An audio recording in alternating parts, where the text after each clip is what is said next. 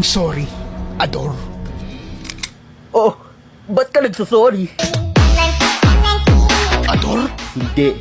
Ako ang kakambal ni Ador, si Cardo.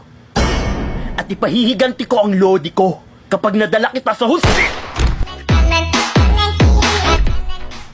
Ang dami mo pang sinasabi. Hindi kasing dami ng mga kasong isasampa sa'yo. Ako ang isa pang kakambal ni Ador at Ricardo. Ako, si Jo Marie.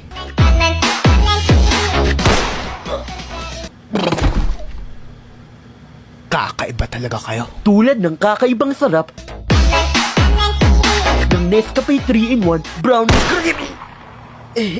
Yummy. Meron pa ba? Sumuko ka na, Joaquin. Hindi ko nais makipaglaban. Ngunit, kung hindi mo ako susundin, mapipilitan akong gawin ang bagay na hindi ko na... nasa na yun?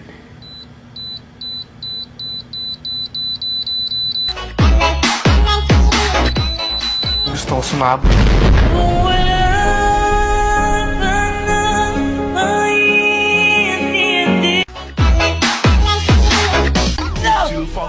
Nakalimutan na kita!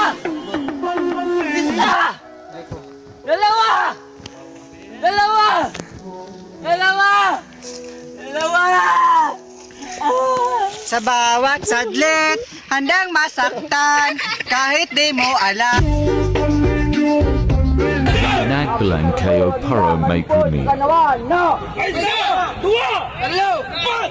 Pito! Siyam! Sangapulo! Sakapulong at na isa! Sakapulong at ito! Sangapulo at tatlo! Sakapulong at empat! Sakapulong at lima! Sakapulong at inalo!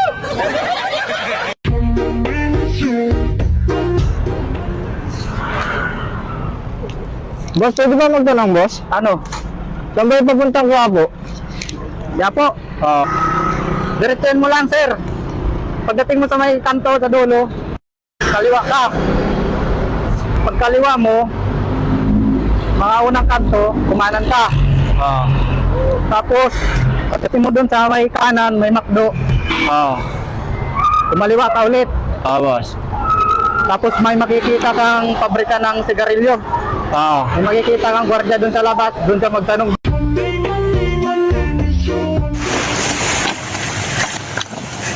Pagkabila ko tatlo kayo, kalimutan mo na siya! Siya pa rin po, siyempre naman. Ayun! Di sabihin mo kay Mr. Mahal na mahal mo siya. Hello, mahal! Huwag ka naman magselos. Ikaw ang mahal ko. Number 1 ka sa buhay ko. Huwag mo siyang number one, dapat siya na lang ang only one. My only one. Ipagsigawan mo ang kanyang pangalan. Ulitin mo. Ay, Bobby! Nandito na ako sa Wawawi. Sabi mo, ba't Sino ang nagsabi ng salawikain na ang hindi marunong magmahal sa sariling wika ay daig pa sa bilasang isda? Ma'am? Uy, dali-dali naman yan eh. Si Berta nagtitinda ng isda sa palengke. Anong pangalan mo? Jose Rizal. Niloloko mo ba ako? No, ma'am.